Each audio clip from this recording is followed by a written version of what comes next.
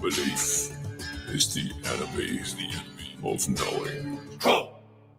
All right, man. Welcome to Crow 777 Radio. This is actually part 2 of the musical decades. This is episode 645. It's me and Jason, and we're picking up where the rubber meets the road. Jason timed the last set of notes so we would end episode 1 of the musical decades in the 50s, which is a good point to break it, because as the 60s begin, just about everything about the culture in America is about to be targeted and psychologically engineered, socially engineered, just in ways that we are going to cover as we can. Anyhow, welcome, Jason. And good afternoon. So I noticed as I went over your notes, you even wrote in to the first bullet point that we're going to cover that this is kind of where things really begin to change in terms of what the music industry does, as an example. Right. Now, when you get into the 60s, it's still kind of that idyllic America kind of a thing going on. But by the mid-60s, oh boy. It's crazy, and we're going to lay down the timeline, but I mean, you're opening up with the Everly Brothers. Maybe a lot of people aren't old enough to recognize what that music is, but it is the holdover into the early 60s of that Leave It to Beaver ideal. I mean, how would you describe it? Yeah, pretty much the idyllic America, Americana as they call it sometimes. Just that everything is okay, society is doing well, there isn't a lot of crime, people are able to support themselves. It's the one parent, which is normally the father, going to work to support the family, and they can afford things. And that's the idyllic, like you said, Leave It to Beaver. That's what's portrayed there, and that kind of is the way it was for a lot of people. Not everybody, of course, but a lot of people. So the change comes on so quickly. That's like with 2020 vision looking backwards. That's what's astonishing, because the way that I recall it, and a lot of that is going to be fond memories, of your childhood and things. That's absolutely going to skew what you remember. But the Everly Brothers is an example. There's like a moral idea under it all. Like, if you go on a date, you're still going to have a chaperone, that kind of Leave It to Beaver morality. How quickly that turns on a dime. And I don't know where you'd put the marker, but I'm saying absolutely post Beatles, when the Beatles arrived, within just a couple of years. So maybe 65 or something like that. That's where I'd put the divide. Where would you lay it down? Yeah, mid-decade is where you really start seeing the massive shift. And as far as stark differences, if you compare 1960 to 1970, it's almost unrecognizable. Yeah, let's lay it down. We're going to get there. The 1960s begins, which is a time that is much of a continuation of what we saw from the last half of the 1950s. In 1960, the Everly Brothers released the song Kathy's Clown on Warner Brothers Records, which is a harmony-driven pop rock hit that tops the charts. Chubby Checker also releases and popularizes the song The Twist on Parkway Records, which is a cover of a song from Hank Ballard and his Midnighters, released as a B-side the year before, which becomes a dance craze that blends the sounds of R&B and pop. Folk music starts to gain popularity, and we see Joan Baez releasing her self-titled debut on the Vanguard label, which is said to introduce protest themes. Folk music will become quite a phenomenon throughout the first years of the 1960s. Surf rock also gets started in 1960, with the Ventures having a hit with Walk, Don't Run. This hit foreshadows the massive success that will shortly be seen when the Beach Boys hit the airwaves. And to top off all of the huge musical events taking place in the year 1960, almost like it was set up to be that way, a band that would go unknown for a few years called the Beatles is formed. The decade had also begun with civil rights activism, such as the Greensboro sit-ins and the U.S. presidential election of John F. Kennedy, who defeats Richard M. Nixon. This is said to set the stage for the coming counterculture movement. Youth culture, which is building on the 1950s rock rebellion, begins embracing folk and pop as outlets for social change. So as we've covered, there was a massive young generation. I think it may have been the largest number of young people in a generation by our reckoning. I'm reasonably sure. But the reason for that is we came out of World War II where things were tough. We hit the 1950s. As Jason mentioned, there was prosperity, dad worked, people had homes. cars, everything they needed with one worker in the house. Everything was hunky-dory, maybe the best it's ever been in this country, at least that we're aware of. And they have children, and they don't just have some children, they have lots of children. But here's the thing. These young people are not down with the way things have been, the war culture and all these things. They were truly interested in making change. The system that rose up in music was going to control them. And looking back, it succeeded. It did so many things. Jason mentioned Joan Baez, who she starts out as a folk person, and we'll get there. These are not plugged in instruments. We're still in that morality period. The Leave It to Beaver, is still tinting things. If I remember correctly, either around Woodstock or some other place, she starts talking about her husband in tax jail.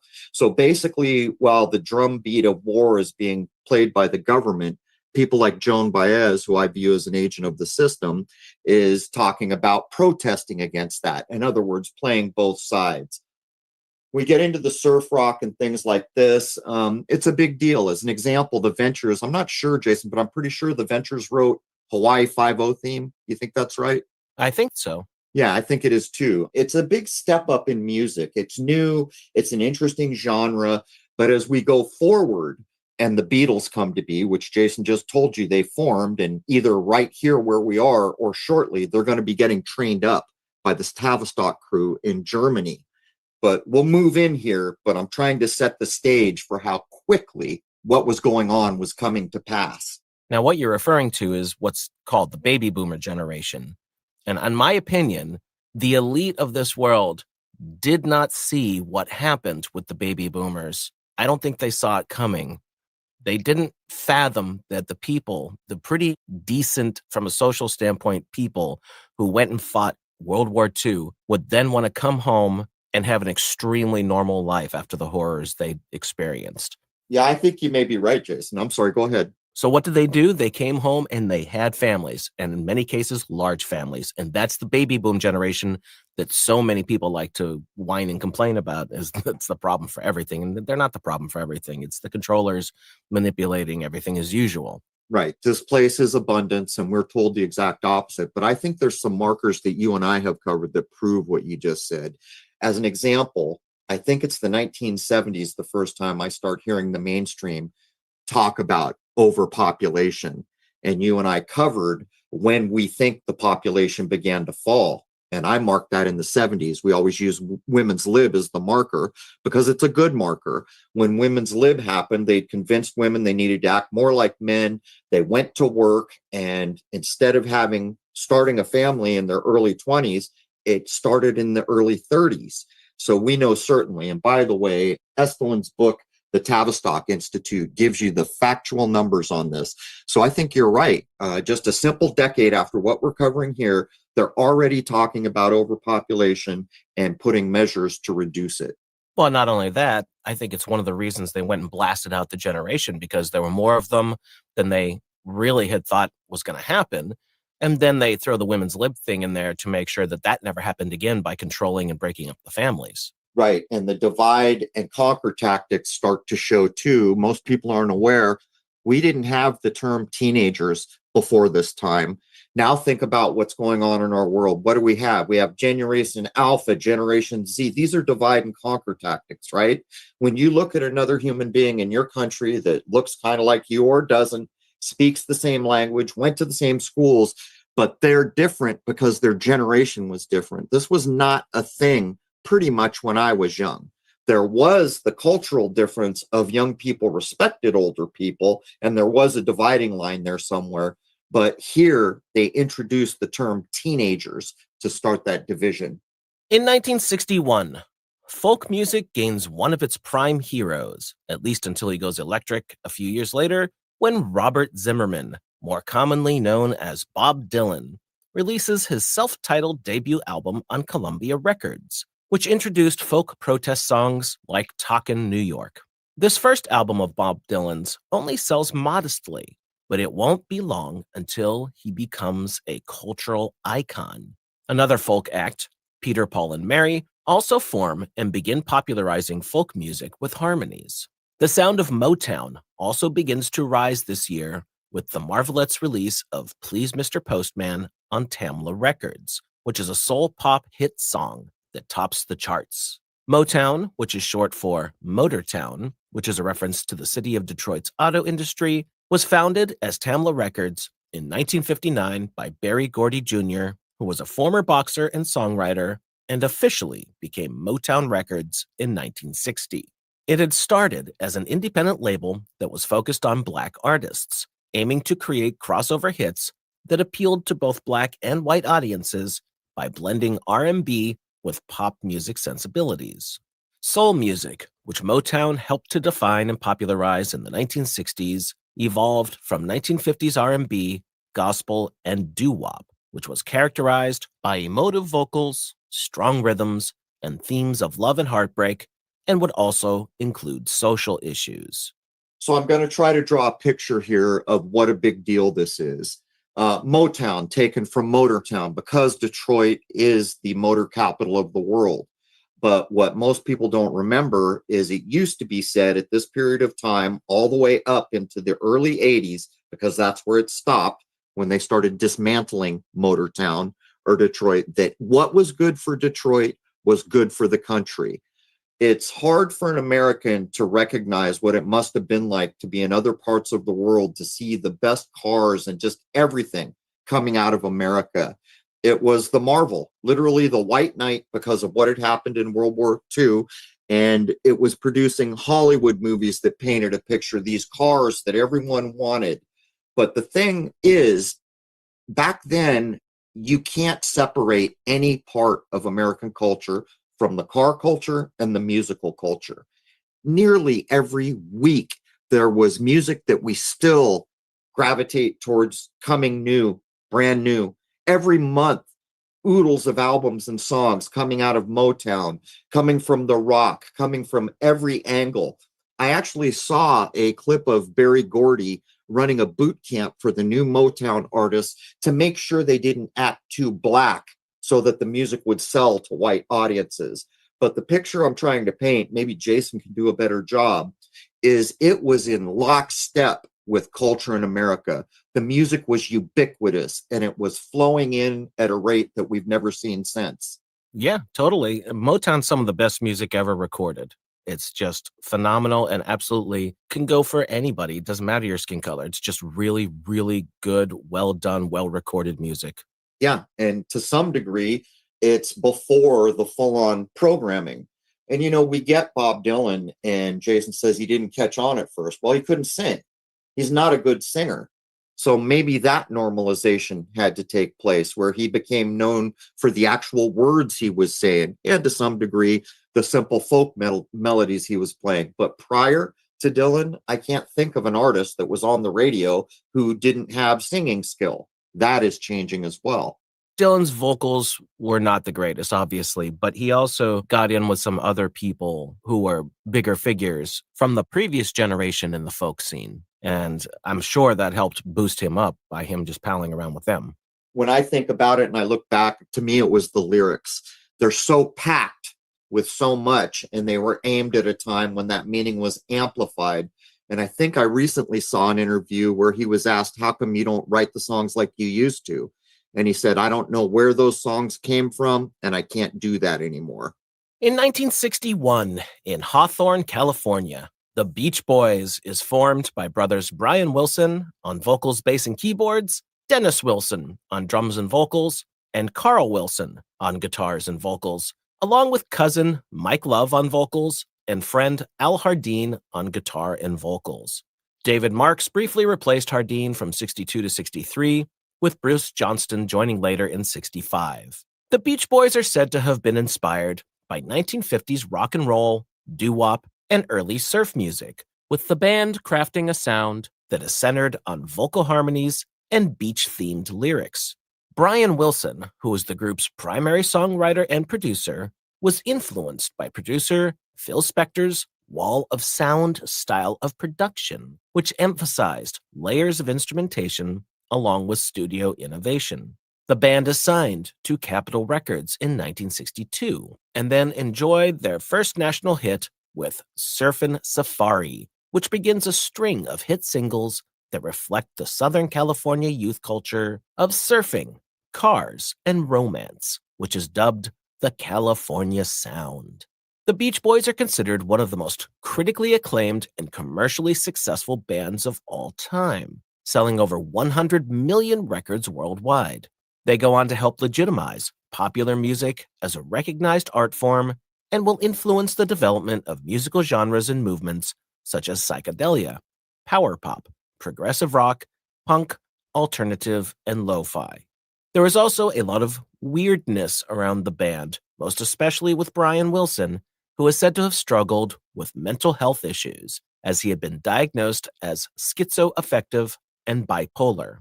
This, along with his abusive father, band conflicts, and drug culture, all exacerbated his mental health issues, which reflected the darker side of the decade of the 1960s.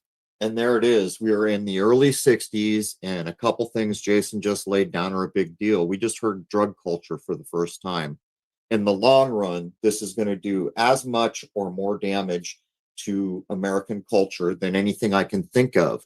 When I look back at this period, and I don't know if you're going to agree with this, but I want to hear what you think because you're an audio engineer. I consider that when the Beach Boys arrived and the Beatles arrived, one thing that changed was what could be recorded and how well it could be recorded skyrocketed compared to what we were used to. I mean, what do you think about that statement? Well, that's a fact. They started pushing the boundaries of what a studio could do.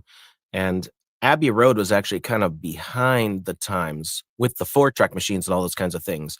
Places in the United States were actually getting the equipment as it was being invented quicker. The other thing is we were told that the Beach Boys, well, basically Brian Wilson is credited with being the genius, was looking at the Beatles and wanting to emulate and outdo what they did. And we were further told that supposedly the Beatles were looking at them in the same way, although we know something about the Beatles, which would probably make you question because Charles Manson relates into the Beach Boys. But to pull back to my stagehand days, if I'm not mistaken, the band that I ended up working, like I was a freelance roadie. So you would get a call for whatever shows were going around, and you might book it a month in advance or a day in advance, or maybe you'd get the call the same night, we're short a guy. I think I probably ran spotlights for the Beach Boys more than any other band. And they were doing all these small clubs. And the reason I bring this up is we were doing some event somewhere in San Diego where all these bands were coming. The Beach Boys were headlining. It was small events they were doing. These are not stadiums or arenas. And a guy shows up with a beard, sunglasses in the middle of the night, a hat and long hair. And one of the guys I'm with nudges me and says, "That's Brian Wilson." So I actually did see Brian Wilson. And yeah, he was a strange guy. He was like hiding behind everything I just described. He just recently passed and was given pretty much the royal honors. I don't think there's any arguing that he was a musical savant, because if you go listen to even the studio musicians that were hired to be basically hired guns, they all mention him in awe with his musical ability. And quite often, one of the songs that gets pointed to is Good Vibrations. Now, the Beach Boys is one of the few examples where it was pretty openly known that Brian Wilson was going into studios with the Wrecking Crew and all that, and just getting them to do what it is that he heard in his head. Right. So you're hiring hired guns who come in and do what they do because they're the best. And here this young guy walks in and starts ordering them around. But there's really no arguing with the results. You can listen to Good Vibrations today, and it is just as pertinent as it ever was. And a lot of times people don't realize this, but they were actually key in pushing psychedelia. Now, the whole happy good times surf culture thing that they pushed early on kind of faded away after a couple of years, and Brian Wilson was writing some pretty trippy stuff. Right. And I think there was a point where he wasn't even touring with the band. He was staying behind to supposedly write the music while the band was out doing the music. Well, he was having breakdowns by that point, and I think it was just he was taking care of the music, and then the rest of the people involved were going out and performing it. Make you wonder about the effects of drugs or maybe even MK Ultra. I've read all the above, but I did see him that night, and he was clearly fighting demons. It reminds me a lot of Syd Barrett from the early Pink Floyd days, who seemed to have some mental issues and got into the drug scene. And man, when you have those kind of issues, you just don't want to play around with that stuff. Yeah, what did they say? He reached for the secret too soon and he cried at the moon. There you go. In 1963, Beatlemania manifests in the public, a phenomenon that is said to last until around 1966, although the Beatles will certainly be obsessed over for the rest of the 1960s and beyond by many people. The group's popularity had been growing in the United Kingdom in late 1963, being propelled by the release of their singles Please Please Me, From Me to You, and She Loves You. By October, the British press was adopting the term Beatlemania to describe the scenes of adulation that attended the band's live performances. In February of 1964, the Beatles arrive in the United States for their first televised performances on The Ed Sullivan Show, which will be viewed by approximately 73 million people. The band's near-instant popularity establishes their international stature, and their unprecedented domination of the national sales charts will be mirrored in numerous other countries. The British invasion is also considered to start at this time, with numerous UK bands finding extreme success in the United States and elsewhere, along with the Fab Four. The British invasion is said to last until around 1967, and besides the Beatles, would include such bands as the Animals, the Kinks, the Rolling Stones, the Who, and the Yardbirds, among many others. So my point of view of all these so-called British invasion bands, which doesn't exactly go around every band Jason just mentioned, because we usually only think the biggest of the big were the British invasion, at least I do. But to me, this is all part of the same effort that made the Beatles, trained them up, and inserted them. There is now places you can go to read about the setup to bring the Beatles on to Ed Sullivan. It's not easy to find this information. Ed Sullivan was apparently flown to Britain to prep up for their coming. But by chance, a week ago, I saw a Johnny Carson where the Beatles are arriving for the first time in America.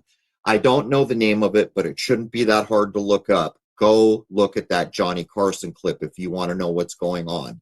He has zero respect for it. He has zero, you can tell by his knowing comments that he's aware of what's going on behind the scenes, and it's beneath him in a way to talk about it.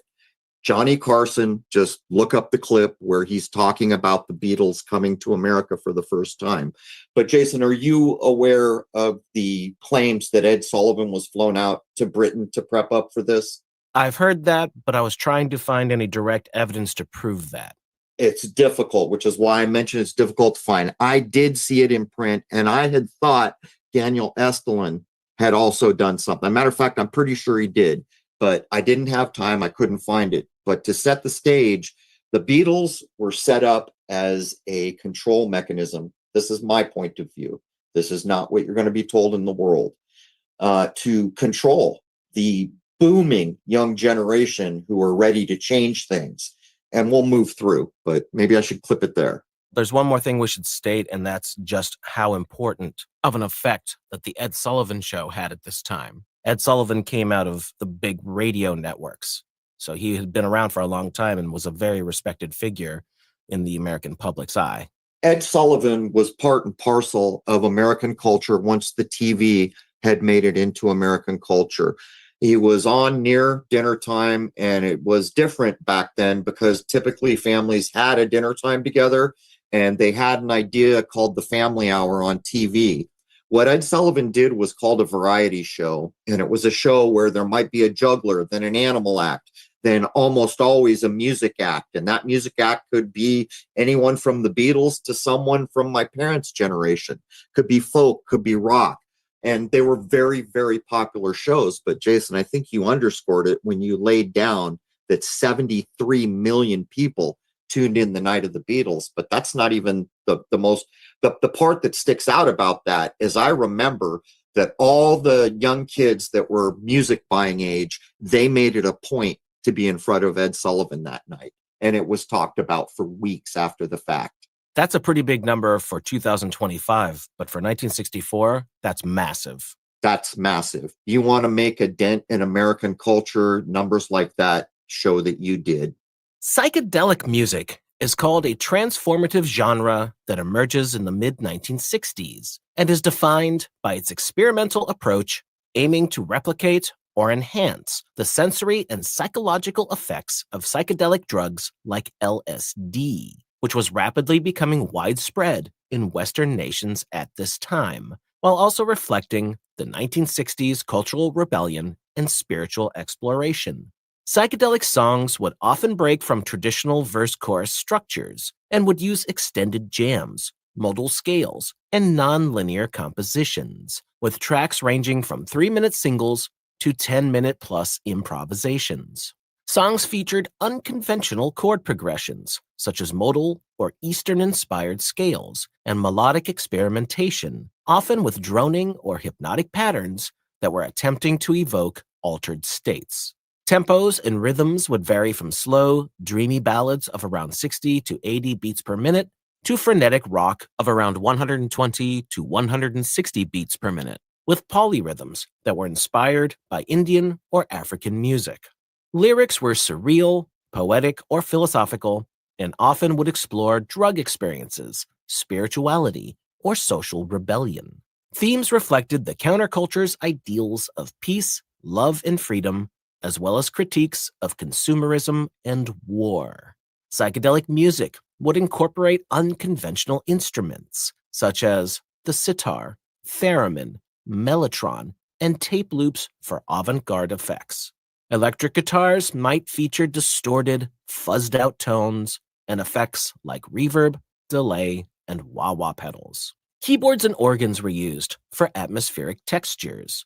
The drums and bass guitar often provided hypnotic or syncopated rhythms, blending rock with jazz or world music influences. Multi-track recording of 4 or even 8 tracks were becoming available, which allowed layered experimental production, along with techniques such as reverse tape playback, stereo panning, and sound collage. Studio experimentation, which was being pioneered by producers like Brian Wilson of the Beach Boys and George Martin with the Beatles, aimed to create immersive, otherworldly soundscapes.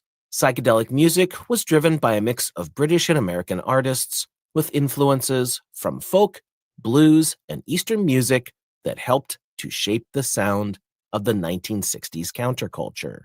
So to me, the psychedelic music was part of trying to help normalize drug use. And to be honest, a lot of it was, this will be really cool if you put on headphones, wasted, and listen to it. There are big bands like I associate Pink Floyd. They call a lot of Floyd's early music experimental, but to me, it's in the psychedelic vein. Maybe everyone wouldn't agree with it, but here's the thing about the psychedelic music that I don't even really think it's arguable.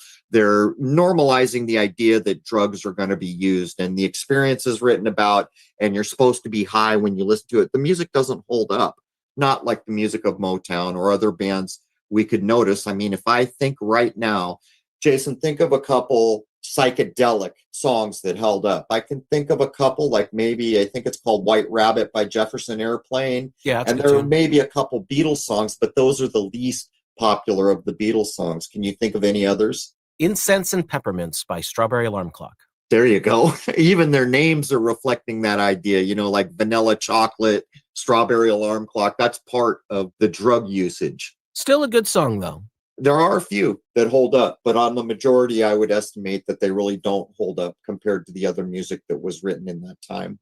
The transistor, which is a semiconductor device that amplifies or switches electronic signals, was invented in the year 1947 by John Bardeen, Walter Brattain, and William Shockley at Bell Laboratories. It was used as a replacement for the bulky vacuum tubes that had been used since the inception of electronics, which enabled smaller and more efficient devices, such as the transistor radio. Early transistor radios started to become available in the 1950s, with the first commercial unit, the Regency TR-1, being released in 1954 by Regency Electronics and Texas Instruments. It was priced at $49.95, or around $500 in today's money.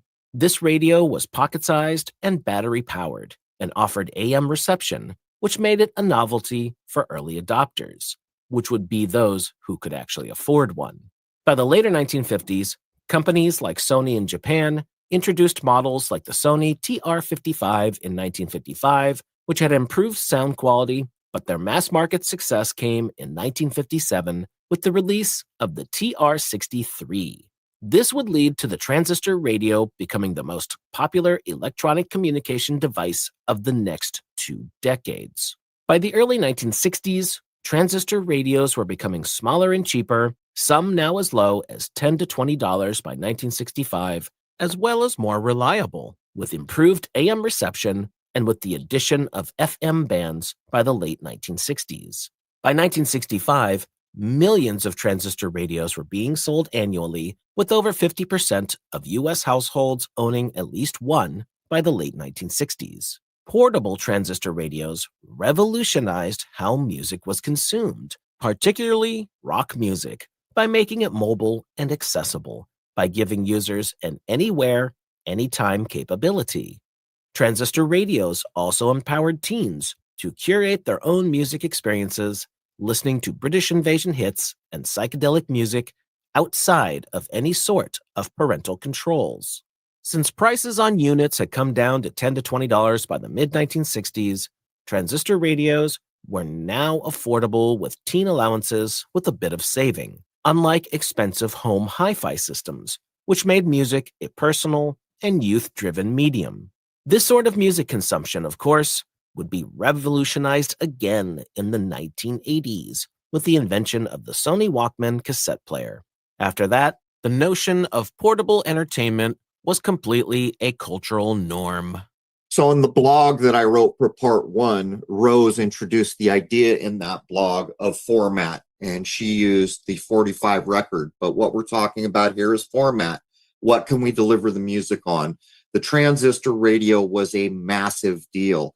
And I don't remember the exact date when we got FM. Do you remember when we got FM, Jason? That would be the late 1960s. So in the late 1960s, we get FM. There's even a Steely Dan song. I think it's named FM, and it says no static anymore, or no static at all, I think is in the lyric. When the transistor radio came out, there was this little thing, a little bit bigger than a cigarette pack, that you had your music with you anywhere you went.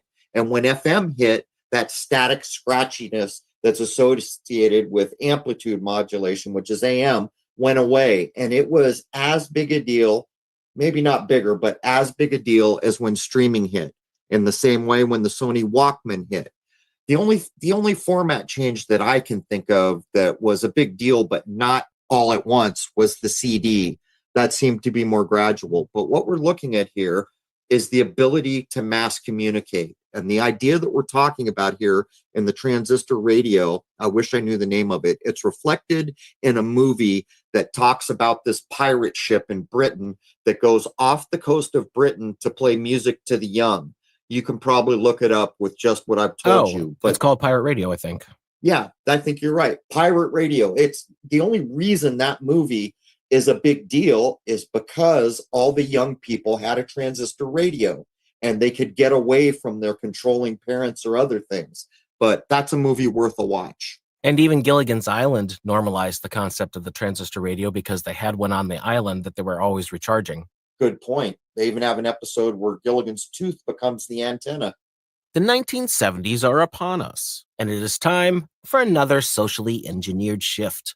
With this in mind, the Beatles disband, and several new genres move in to take over the spotlight. The first we will discuss is hard rock, and there really is no greater band in this area than Led Zeppelin. Having released their first album in 1969, Led Zeppelin is now well on their way to dominating the entirety of the new decade. And dominated they did, with album after album being released and doing exceptionally well. They would continue to be a top-tier act until the death of their drummer, John Bonham, on September 25th, 1980, when the 3 remaining members decided they would not continue without their friend, as he was irreplaceable. The style of Led Zeppelin would be one of the biggest influences for other rock acts, even rivaling the Beatles.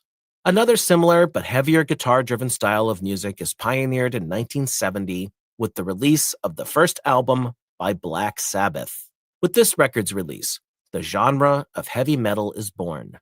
Black Sabbath would be another group that would see significant success, and even more would come to their lead singer, Ozzy Osbourne, when his solo career is launched in 1980. So there's some interesting things that are hit on here. He opens up by saying the social engineering shift. He's spot on the money. And Zeppelin was as big can get. And by the way, they were as big can get as all of the journalists downed them and wrote terrible articles about them and all kinds of stuff. But they were so big, they had their own, I don't know whether it was a 747, but it was a big plane like that. So big that I think in Hammer of the Gods, maybe Jason's read it, I'll ask him. In Hammer of the Gods, I think they end up loaning their Zeppelin plane to the President of the United States. But Sabbath emerges at the same time, and they start getting big. The thing about Sabbath is I don't really think there's anything that can be compared to Sabbath in terms of how hard and dark that music hits with the hooks and the driving guitar and everything else that goes with it. But here's the thing. At the point we're pointing to, rock and roll owned the world. I mean, I know there's a Jefferson Airplane or Starship song saying we built this city on rock and roll, which isn't exactly true for what they're talking about, but it literally is true that rock dominated music in the world at this time. I mean, what would you add, Jason? Well, that's absolutely true. And while I don't think Black Sabbath themselves saw themselves founding a new genre, the sound that they created with heavily distorted guitars and very catchy riffs, they would be an absolutely massive inspiration for an untold amount of bands that come after. They just had a sound that was unlike any others and a feel that they were getting across that was unlike any others. But it was also in stark contrast to a lot of the happy thoughts that were going on with a lot of the psychedelic and other rock bands at the time. A lot of it was very doom and gloom. When you put the needle down on Sabbath 1, you're holding in your hand a 12-inch album cover with a witch. I think she's in a graveyard, maybe, I don't remember. But when that needle goes down, there is a sense of doom and gloom and darkness as the rain and the church bells come in. And then that guitar that just kind of goes right through your soul. I don't think there had been anything ever published to the public that was in that vein even. It was dark and it was accepted all at the same time. As a matter of fact, when my youngest nephew was coming up and his father was very, very religious, he got in the car one day and he wanted me to play music, but he was too young to tell me what he wanted to hear. So he told me to play the guy with the red helmet. We're thinking, what's he talking about? The guy with the red helmet. And we're talking to him and talking to him. Finally, my wife says, I think he's talking about Iron Man. And then it hit me all at once. He wanted to hear the Sabbath song, Iron Man. But I knew that if I allowed the young person to listen to Sabbath, that would not be okay with his father. So I didn't do it. But that kind of tells you how that music reaches out to grab you, I guess is the point. And by the way, I guess I will mention this. I never ran this, what I'm about to say, down, but I'm reasonably sure there's something to it. It appears that there was a pre-run at the Ozzy Osbourne idea. There was a band called Coven, and if I remember correctly, they had done the original soundtrack for Billy Jack, writing the song One Tin Soldier. If I further remember correctly, at some time, Harper's Bazaar or one of the big magazines that was all over the country in that era did something like out them as witches and Satanists. And it hit so hard, I believe it ruined the band. But that's not the half of it. What I got this from was someone else was doing research, and apparently the lead singer for that band was known as Ozzy Osbourne. And I might not have hit everything spot on, and I'm reasonably sure there is a thread to follow there, but I figured I'd mention it in case anyone's interested. I think it was their bass player. You remember better than I do. Do you know if it was Harper's? The magazine was like a Harper's Bazaar or one of these kind of leave it, Better Homes and Garden type magazine that outed them as witches and Satanists. Yeah, that sounds familiar. I haven't looked at that in ages, but it also just seems like it's a nickname for somebody else who also happens to have the last name Osborne. I don't really put that much into it. Yeah, and what I've said, it's thin, but when I was looking at it, it was more than I could just dismiss because we are looking at a massive band that did and create a genre that I don't know if we consider them the British invasion. Probably we do. The impact they made and what we know of so many of the biggest British bands is they were co opted into social engineering, that environment.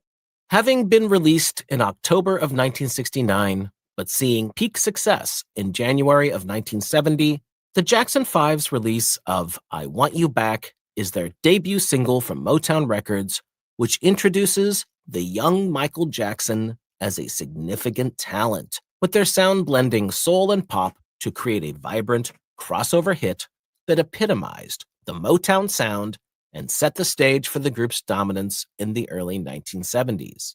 The song had what was called an infectious energy, which was merged with polished production and a youthful appeal that helped bridge the 1960s counterculture with the 1970s diverse musical landscape and contributed to soul's evolution, as well as the rise of pop.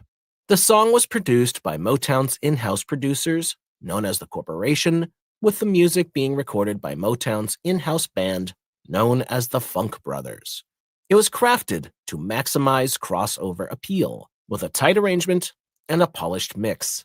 The Funk Brothers' driving bass line and upbeat rhythm were tailored for radio and dance floors. It was recorded using 8-track multi-track technology, which granted them the ability to do layered vocals and instrumentation without the need to do as much bouncing down, like the Beatles had to do with multiple 4-track machines for their later albums, like Sgt. Pepper's Lonely Hearts Club Band, which was a hallmark of Motown's late 1960s and 1970s sound. Michael Jackson, of course, would go on to become the king of pop, owning a significant part of the entertainment spotlight for the next several decades. Another huge success for Motown comes the following year in 1971, when Marvin Gaye releases the album What's Going On May 21st through Motown's Tamla label. The album explores themes of war, poverty, and ecological concerns, and is a commercial and critical success, and becomes one of Marvin Gaye's best-selling LPs and a landmark concept album that marks a significant shift in both his career and the musical direction of Motown. It's hard to communicate to people now how much music that mattered in so many different genres was coming out month after month after month, to the point where in the 90s, I didn't think it was possible that that would ever change. And it sure did change. But when I look back at this, I always remember Michael Jackson coming on TV or some other thing. And I always wondered, these are his supposed brothers. They didn't get an ounce of attention. Everyone was always focused on Michael, and he was the youngest or next to the youngest or something. And it was kind of funny, but here's Motown putting out literally cultural changing music. And it wasn't just culture changing music, it held up. And by the way, later on, if I'm not mistaken, Michael Jackson is going to be credited with producing the best-selling album of all time. I think that still stands, but I don't know. And that would be Thriller. I think he's considered a co-producer on that with Quincy Jones. That sounds right. Quincy had his name on so much. Quincy was also a massive talent, and he also publicly challenged some of the mainstream history of the Beatles. You know, when you go back and listen to Motown is such a good example, you get the sense of very skilled musicians playing something they love. That's the sense that I get. And when I listen to modern music, I don't get either the sense of either of those things, mostly. Not entirely, but mostly. But that wasn't the thing. The thing is there was more of this coming next week, or certainly by the end of the month. I mean, it was just culture-changing music nonstop from what, Jason? Maybe the mid-'60s to the early 90s? Something like that? Well, certainly the 60s and 70s and into the 80s for certain. Their in-house band, although they did change members out from time to time, were all super talented and super tight. It's remembered well. It's like when you see a movie like The Blues Brothers, you know, the musicians that they're singling out to honor. Well, that music is being played by people who love that music, who are very skilled at that music. And that's the sense you get when the movie unrolls in the way it does. And that's kind of how I remember Motown. It was a very big deal. And it's a shame we lost such things. And for the last point for hour one, glam rock bursts onto the stage with plenty of glitter, extreme hair and makeup, coupled with flamboyant and often androgynous clothes, with platform boots in 1971, with T-Rex's album release called Electric Warrior. This style would also be an influence on many rock acts of the 1970s, as well as portions of it being carried over into the 1980s. In 1972, David Bowie began playing his fictional glam rock character named Ziggy Stardust, releasing 2 albums in this style until retiring the character in 1973. As is portrayed in the title song and first album, Ziggy Stardust is an androgynous alien rock star who came to the planet Earth before an impending apocalyptic disaster to deliver a message of hope to humanity. After accumulating a large following of fans, as well as being worshipped as a messiah, Ziggy Stardust eventually dies as a victim of his own fame and excess. The character was meant to symbolize an over-the-top and sexually liberated rock star, as well as to serve as a commentary on a society in which celebrities are worshipped. He is not wrong. Glam rock's raw electric guitar sound would influence another 1970s musical genre a few years later, but without all of the glitter and funny clothes. And that would be punk. A very stripped down version. So here we are, Jason, in 1973. I think it's safe to say that at this point in the timeline, sex, drugs, and rock and roll have been normalized successfully, which was part of the intent on the social engineering side of the house. This is the first time that I remember, and I was around when these albums were being released, Ziggy Stardust and others, that gender bending came into the equation. I can't think of an earlier mainstream introduction than this, but I can say certainly that by this time, sex, drugs, and rock and roll were the way things were in American culture. At this time, if you didn't do drugs, you were a square and you were an outsider in almost every circle that mattered. There used to be a little thing that was said to everybody to find out who you were, and that thing was, are you cool? At first, when they started to ask people, are you cool? It meant, do you smoke pot? But by this time, it basically meant, do you get high? Do you do drugs? And that is how quickly the morality that had been so well established in the 50s, going back through American culture, had been seriously changed. I mean, what would you add here, Jason? So glam rock, in my opinion, is an extreme precursor to the hair metal, hair rock of the 1980s. They took a lot of it and then stripped it down. One band that really stands out to me that was pretty strong in both decades is Kiss. Yeah, very few people recognize that Kiss was so into making money. I don't know how they got talked into it. They produced a disco album, but I think you're right.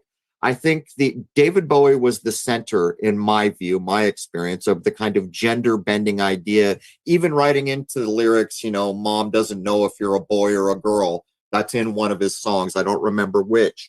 But by the time we get up to the 80s and the hair band is coming, we even have bands like Aerosmith making fun of that with songs like Dude Looks Like a Lady. But I'm with you, absolutely. The astonishing thing to me is we open up in the 60s saying the Beatles are about to be formed. 1963, the pre-planning and everything else that went into it brings them to this country and puts them in front of 73 million sets of eyes. And from that time to a decade later, which is where we are now, sex, drugs, rock and roll, normal in this country. Anyhow, that's it for hour one. Is there anything at all you want to add before I wrap up? We come back for hour two. Well, we're still in the mid-70s, and there's a heck of a lot more of sex, drugs, and rock and roll to come. That's a fact. I was there. I remember. Well, at least most of it. Some of it I don't remember. But that has been hour one of episode 645. Hour one is free to everybody at crow777radio.com. That is CRROW777radio.com. Members know to log in for the full episode. They get access to all the comments and forums. They can create top-level ideas. They can stream the film Shoot the Moon, which is all my prior telescope work, also includes the discovery of the second sun, anytime they want. It has 10 awards in the world. Also, all membership gets exclusive access to my solar work. I am probably, well, right about the same time this comes out, the 18th solar video will either be coming out or just have come out, and that is exclusive to membership. Also, the images that I make, a lot of people have been getting them. If you do get the solar images and print them, some of them can print huge, like 50 inches, please take a picture and send it to us. With that, we're going to take a short break, get ready for hour 2, and I'd like to wish you all a happy, healthy, and higher-minded new era. There it is, man. Cheers.